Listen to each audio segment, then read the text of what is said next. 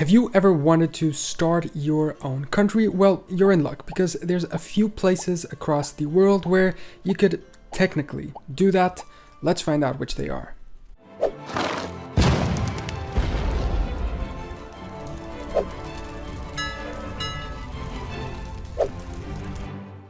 Now, there are a number of places throughout the world in which you could technically start your own country.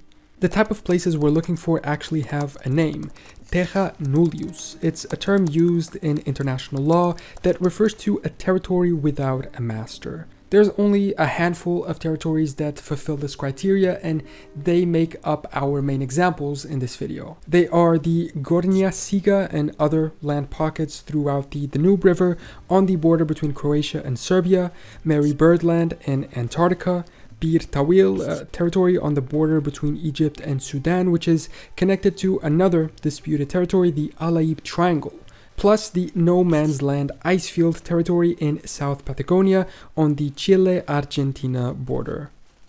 There are also other cases we can mention where ownership is a little bit questionable, like the Machias Seal Island, a rocky island disputed between Canada and the US, Rockall Island, an empty and disputed island between the UK, Ireland, and Iceland, or even the temporary Nekojima Sandbar between Japan and Russia.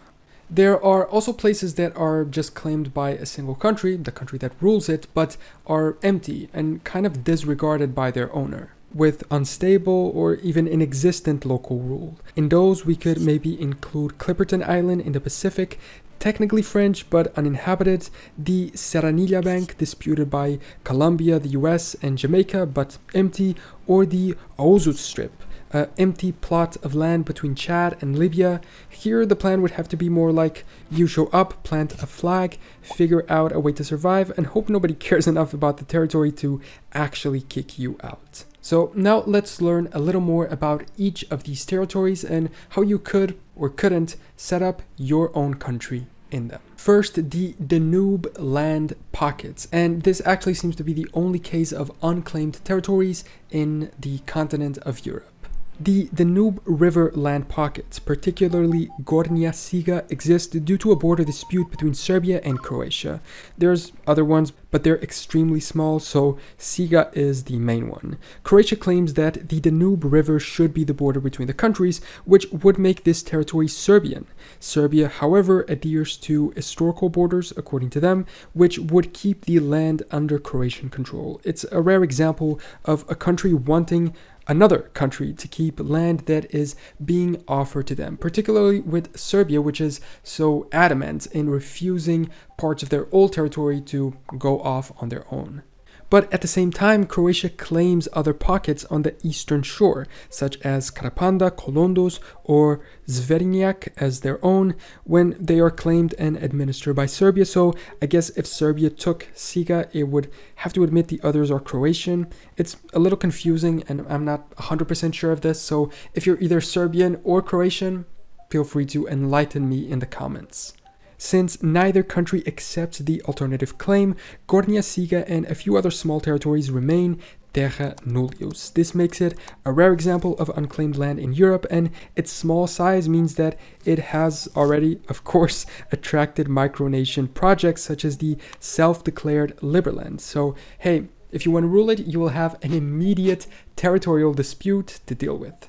However, Croatian authorities actively remove settlers, making an attempted takeover difficult unless it gains some form of international recognition beforehand. However, whenever you try to move to any of these territories and set up your own country, you would probably meet a particular challenge, which is maybe you wouldn't speak the local language. Well, with the sponsor of today's video, LingoPie, that would no longer be a problem. LingoPie is a great way to learn a new language because with it, you don't just go through online classes, you actually learn while watching authentic movies and series directly from the culture of your target language. Here is how it works. You sign up, download their browser extension, and then you watch a show out of a library of over 3,000 TV shows and series with the ability to connect your Netflix and Disney account to get even more great content. When you click to watch, you get special subtitles that allow you to interact with what is being said and learn what it means, what context it's used in, and many other key details that you might miss out on with regular subtitles. It even lets you save the subtitle words you looked up as flashcards, so you can keep practicing your weaker words in the new language. Years and years ago, I started to learn English by watching Friends on TV, and imagine how much faster I would have learned if I had a tool like this. And they also have additional features, such as the ability to slow down the show to better understand it, ways of practicing your pronunciation, or even getting deep grammatical explanations whenever you need them. Through the link in the description, you can try out Lingopie for a full week for free, so I highly recommend it. It's really fun. You get to learn a language while you do something entertaining at the same time.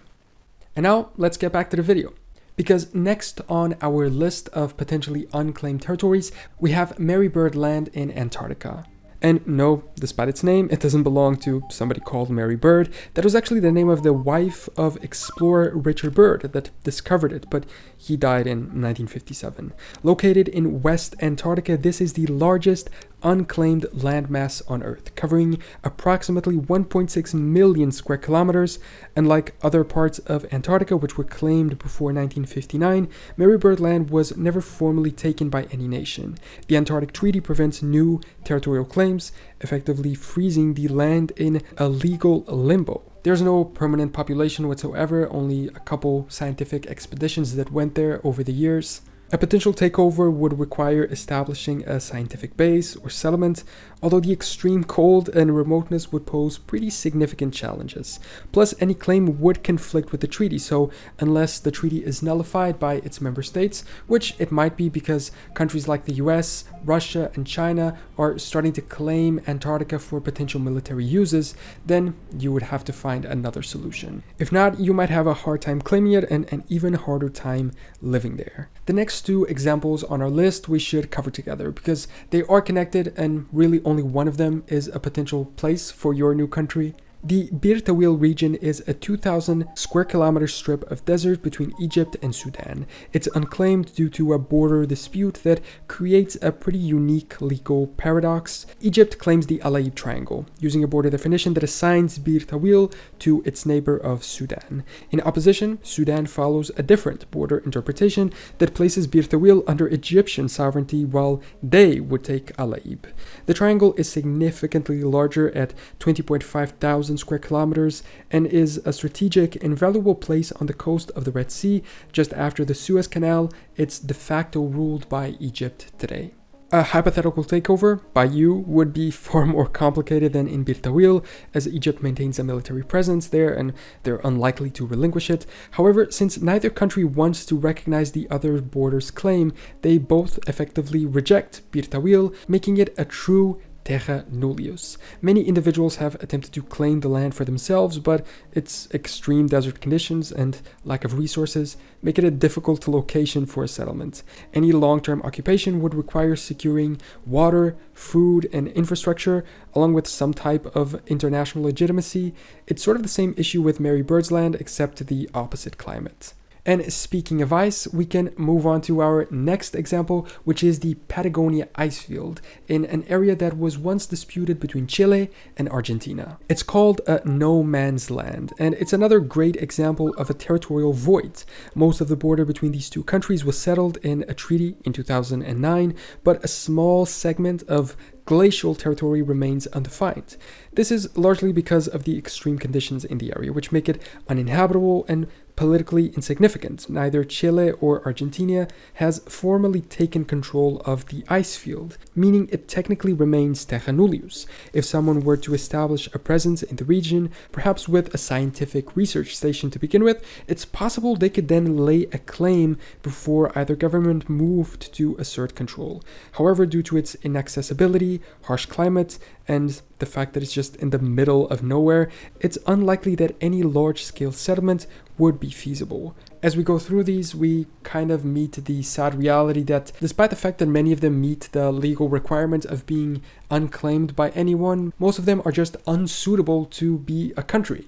But what about our other examples? Those places that are claimed but uninhabited and potentially not cared about.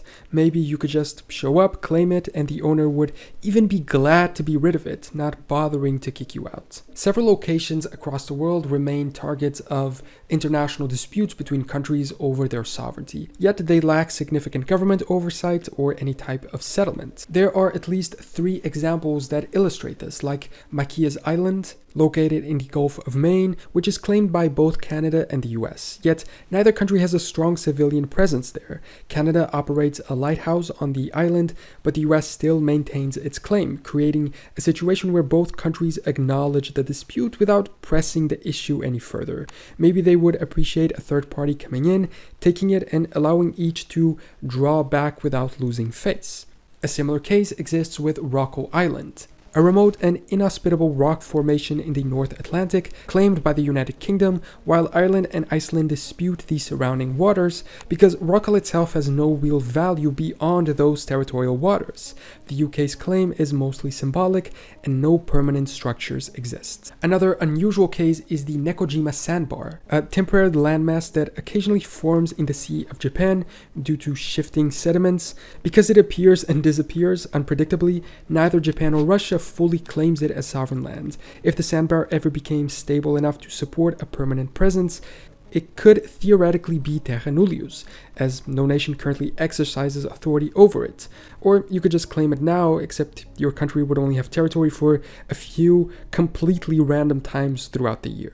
Some other countries aren't the target of these types of territorial disputes. They're only claimed and ruled by one country, but there's effectively no government presence there, and nobody lives in them either. Clipperton Island, located in the Pacific Ocean, is a prime example. It's officially a French possession, but it's entirely uninhabited except for occasional scientific visits. Historically, Mexico once attempted to colonize the atoll, but the settlement failed and the island was abandoned. Today, France exerts minimal oversight, meaning an organized group could theoretically establish a presence without immediate interference. A similar situation exists with the Serranilla Bank, a Caribbean reef claimed by the United States, Colombia, and Jamaica. The US even had a military base there, but then they left and it's now abandoned, and the area is completely uninhabited. So you could just show up, take over the base, and create your own country. But you might risk being invaded by all 3 of these countries. And finally, the Aouzou Strip, located along the Chad-Libya border, which was once a highly contested region but is now almost completely abandoned. Libya attempted to claim the area during the adequately named Aouzou War in 1978, which lasted until 1987, but the territory was later awarded to Chad by the International Court of Justice. Despite the ruling, the harsh desert conditions have made the region effectively uninhabitable, and there's little to no government activity. So you could go there, but you would probably suffer with the extreme heat as well. And our listing of these uninhabited places could go on and on. I mean, there are at least 22 islands in the world that are uninhabited, with their sizes ranging from 5,000 to 55,000 square kilometers, not to mention the thousands of small atolls and islands throughout the globe. So maybe any of those could be another target for your potential new country. Thank you so much for watching this video. Thank you to my patrons for supporting me directly. If you want, make sure to check out other videos that I've published. I'm sure you'll find something that you enjoy in the suggestions, and make sure to subscribe if you want to catch future ones. I will see you next time for more general knowledge.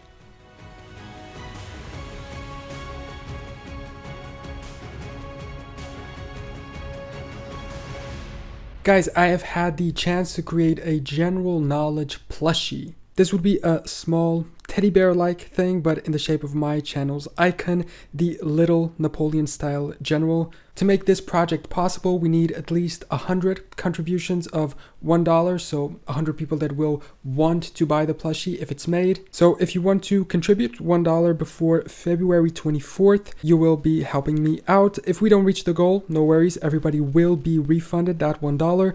It's just an attempt to make something fun. So if you're interested, feel free to check out the campaign.